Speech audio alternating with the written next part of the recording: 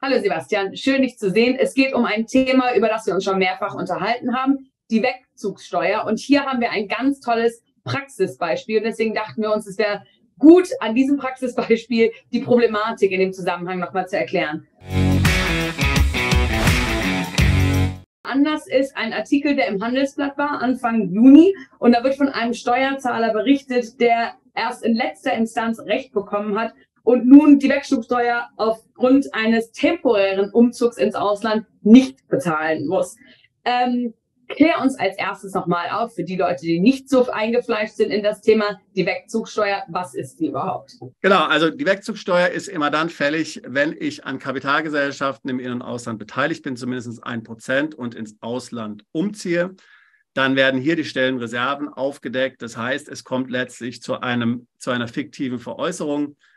Der Wert dieser Anteile wird letztlich berechnet und ich muss dann eine Steuer auf den Wertzuwachs seit Erwerb der Anteile bezahlen. Ganz vereinfacht gesagt, wenn ich eine GmbH habe, an der ich zu 100% beteiligt bin, die ungefähr 100.000 Gewinn macht, kann ich davon ausgehen, dass die Wegzugsteuer, die das Finanzamt von mir haben will, 300.000 bis 400.000 Euro sind. Wow, das ist natürlich eine stattliche Summe. Nun, führ uns in diesen besonderen Fall ein, denn wir haben uns vorher schon unterhalten und wir sind beide der Ansicht, der Mann hat alles richtig gemacht, aber dann sah es plötzlich so aus, als hätte er doch nicht alles richtig gemacht. Erklär uns genau, was passiert ist. Ja, also hier ging es um einen Steuerzahler, der 2014, übrigens als noch die alte Wegzugsteuer galt, die ja vor kurzem hier angepasst wurde. Also er zog 2014 nach Dubai um, war in mehreren deutschen Gesellschaften beteiligt, zog dann 2016 vorübergehend zurück nach Deutschland zurück und 2017 endgültig. Er hatte dann nach seiner Rückkehr hier Gesellschaften verkauft. Das Finanzamt hat ihm aber trotzdem gesagt, dass er diese Wegzugsteuer bezahlen muss. Er hat dann letztlich hier vor dem Finanzgericht Münster geklagt, hat verloren. Und erst der Bundesfinanzhof hat ihm dann Recht gegeben. Nach Einschätzung der dortigen Richter handelt es sich um lediglich eine vorübergehende Abwesenheit, die damit nachträglich die Besteuerung ausschloss. Das sind also die Fakten zu dem Fall. Und ich glaube, können wir in den Shownotes den Link zu dem Handelsblatt-Artikel vielleicht reinposten, damit die Leute es auch lesen können.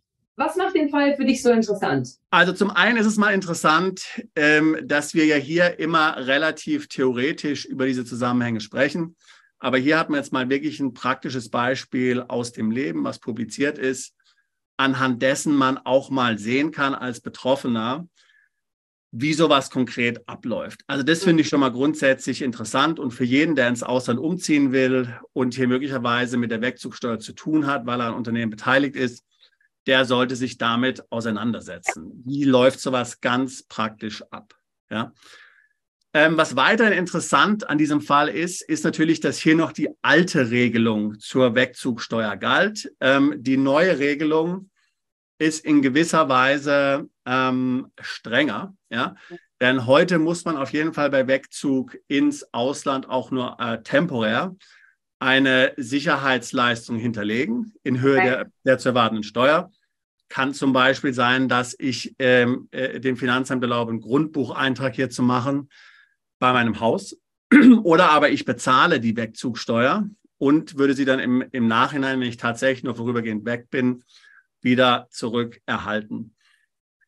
Sehr interessant ist hier auch, dass eigentlich die Festsetzung der Steuer erfolgt ist, nachdem der Betroffene schon wieder in Deutschland gelebt hat, nach Deutschland zurückgekehrt war. Das sagt ja auch das Gericht in seiner Entscheidung. Ja. Das heißt, obwohl er schon wieder in Deutschland war, als er letztlich einen Steuerbescheid bekommen hat für diese Wegzugsteuer, hat letztlich ihm das Finanzamt, die demnach also wussten, dass der Umzug nur temporär war, diese Steuer aufgedrückt. Das ist ein sehr interessanter Fall. Das zeigt zum Beispiel auch, dass die Wegzugsteuer kein Thema ist, was jetzt so letztlich hier sehr schnell möglicherweise bei mir auf dem Tisch landet, wenn ich ins Ausland umziehe. Möglicherweise habe ich damit noch Jahre später zu tun. Muss man gut überlegen. ob man das tatsächlich möchte, so ein Damoklesschwert, was hier über mir hängt, jahrelang. Jetzt ist natürlich die Frage, und das macht natürlich diesen Fall auch interessant, wann ist der Umzug temporär? Und hier ist tatsächlich auch von Fachleuten nicht klar, wann hier die Voraussetzungen für eine vorübergehende Abwesenheit angenommen werden. Manche sagen, schon beim Wegzug musst du glaubhaft machen, dass du garantiert zurückkommst. Ja? Also dadurch, dass man zum Beispiel eine Wohnung in Deutschland hat, die man vermietet. Okay. Oder vielleicht gibt es auch andere Gründe. Ja? Andere Experten sagen, dass dies nicht notwendig ist und es ist einfach nur wichtig, dass man zurückkommt. Die Motivation dafür und wann diese Willensbildung stattgefunden hat, sei nicht wichtig. Und dieser Strategie ist ja letztlich auch das Gericht dann hier gefolgt und hat gesagt, es ist letztlich irrelevant, wann hier die Entscheidung getroffen wurde, wieder zurückzukehren. Tatsache ist, er kam zurück, das Finanzamt wusste, er kommt zurück, denn die Steuer wurde erst danach festgesetzt. Man kann hier sehen, wie schwammig eigentlich das Außensteuerrecht definiert ist, beziehungsweise Steuerrecht im Hinblick auf diese Auslandsbezüge. Hier gibt es bewusst keine klaren Regelungen. Es ist übrigens auch vielfach nicht möglich, eine verbindliche Auskunft vom Finanzamt im Vorfeld zu erhalten. Hier will das Finanzamt Interpretationsspielraum haben und man ist hier in gewisser Weise der Willkür der Behörden ausgesetzt. Das ist natürlich keine schöne Situation, in der man sich dann befindet. Wenn jetzt jemand zu dir kommt und sagt, ich überlege, ins Ausland zu ziehen, ich glaube nicht, dass es temporär ist. Im Moment plane ich, den Rest meines Lebens im Ausland zu verbringen, soweit man das überhaupt planen kann. Denn niemand weiß, was in 5 Jahren passiert. Aber gehen wir mal davon aus, du hast einen Mandanten, der sagt, ich möchte ins Ausland ziehen, ich plane nicht nach Deutschland zurückzukommen. Wie würdest du ihn beraten, mit dieser Situation umzugehen, die ja doch viel Unsicherheit mit sich bringt? Also wir raten allen Mandanten, den Themenkomplex Wegzugsteuer weit zu umschiffen und letztlich hier überhaupt das Thema mit dem Finanzamt komplett zu vermeiden, wenn es möglich ist. Das heißt also im Vorfeld bereits Maßnahmen ergreifen, welche die Wegzugsteuer von vornherein eliminieren. Als Beispiel Umwandlung der Gesellschaft in eine Personengesellschaft oder Verkauf der Gesellschaft oder Übertragen der Gesellschaft an eine Stiftung. Die atypische stille Gesellschaft ist ein Thema, was wir schon mehrfach beschrieben haben. Oder auch, wie gesagt, Übertragen an Familienmitglied, geht auch alles. Also idealerweise den ganzen Komplex komplett vermeiden. Wir wollen nicht in der Situation sein, wie dieser bedauernswerte Steuerzahler ja ist. Gut, am Ende war alles gut. Aber dieses ganze Hickhack, jahrelanger Rechtsstreit, Hunderttausende von Euro möglicherweise an Anwaltskosten, all das kann man sich sparen, indem man letztlich das Thema komplett umschifft. Wir würden immer sagen, am besten die Gesellschaft schließen und das war's. Aber wer die Gesellschaft weiter am Leben erhalten möchte, der muss entsprechend Vorkehrungen treffen.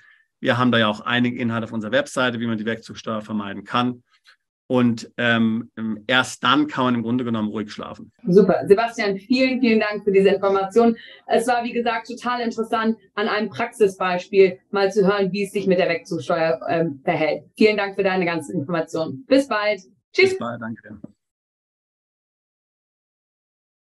Wenn ich eine Rückkehrabsicht habe, dann muss ich nicht bezahlen. Aber was heißt das, Rückkehrabsicht? Kann alles Mögliche heißen. Ne? Ich meine, es gibt beim Finanzamt die Möglichkeit, sogenannte verbindliche Auskunft zu besorgen. Aber das machen die bei diesen internationalen Zusammenhängen meistens nicht. Ja? Die sagen dann, jetzt machen Sie mal und dann werden Sie sehen, ob Sie Steuern zahlen müssen oder nicht. Ja? Kein Problem ist ja immer das gefährlichste Wort, was es gibt. Ja? Ja. Jede Beratung, die verspricht, dass danach kein Problem hat, es ist im Grunde genommen falsch. Bist du Unternehmer, Freiberufler oder Investor? Zieht es dich schon lange ins Ausland? Mach heute den ersten konkreten Schritt in eine Zukunft mit mehr Geld und mehr Freiheit. Buche ein Beratungsgespräch mit Sebastian und seinen Kollegen. Unsere Kanzlei unterstützt Mandanten wie dich dabei, deine Steuerlast legal zu reduzieren, Vermögen aufzubauen und zu schützen und deine persönliche Freiheit zu maximieren.